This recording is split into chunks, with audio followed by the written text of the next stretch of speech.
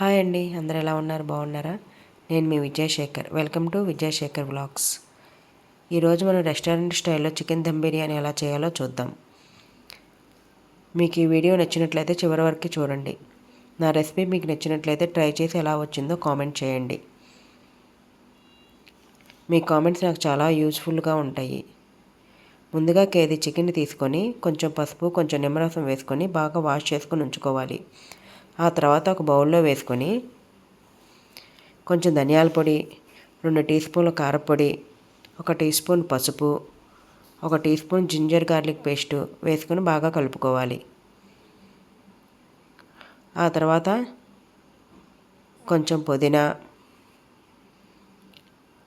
ఒక బౌల్ పెరుగు, కొంచెం లెమన్ జ్యూసు, ఒక 4-5 పచ్చిమిరపకాయలు వేసుకొని బాగా కలుపుకోవాలి. ఆ తర్వాత ఒక బొగ్గును కాల్చి దానిపైన కొంచెం నెయ్యి వేస్తే ఆ స్మోక్ వస్తుంది.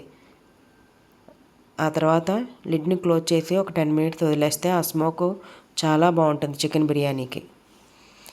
కేజీ చికెన్కి 3/4 కేజీ రైస్ అయితే చాలా పర్ఫెక్ట్గా ఉంటుంది. ఆ తర్వాత చికెన్ 50% ఉడకనివ్వాలి.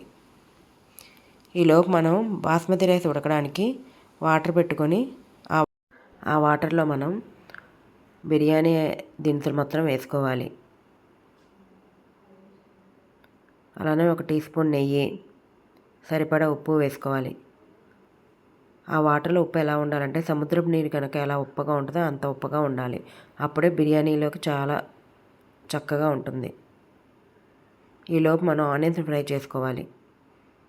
ఇలా ఉడుకుతున్నప్పుడు సాల్ట్ సరిపోయిందో లేదో చూసుకోవాలి. ముందుగా నానబెట్టి ఉంచుకున్న బాస్మతి రైస్ని ఆ ఉడుకుతున్న వాటర్లో వేసుకోవాలి.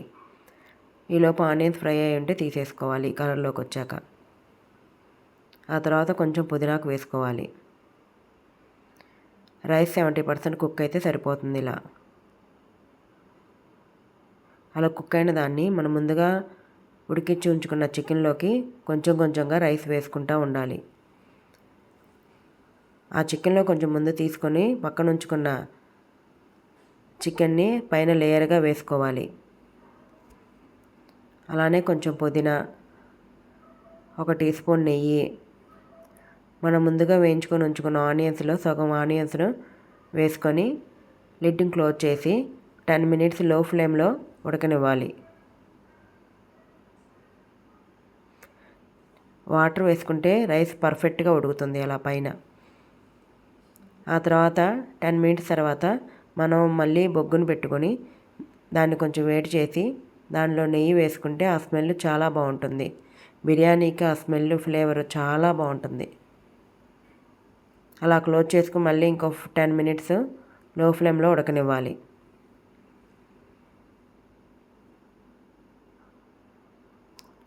టెన్ మినిట్స్ తర్వాత స్టవ్ ఆఫ్ చేసుకోవాలి. 10 మినిట్స్ అయిన తర్వాత ఓపెన్ చేసి చూస్తే చూసారా ఎంత పర్ఫెక్ట్గా వచ్చిందో బిర్యానీ.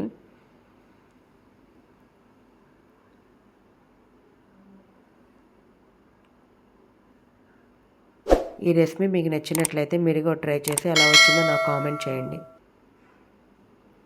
నా వీడియోస్ మీకు నచ్చినట్లయితే నా ఛానల్ని సబ్స్క్రైబ్ చేయండి. ఇలాంటి వీడియోస్ కోసం నా ఛానల్ సబ్స్క్రైబ్ చేయండి. Please subscribe my channel. చూసారా ముక్క ఎంత పర్ఫెక్ట్గా ఉడికిందో. ఎంతో tasty yummy chicken biryani ready. Bye అండి.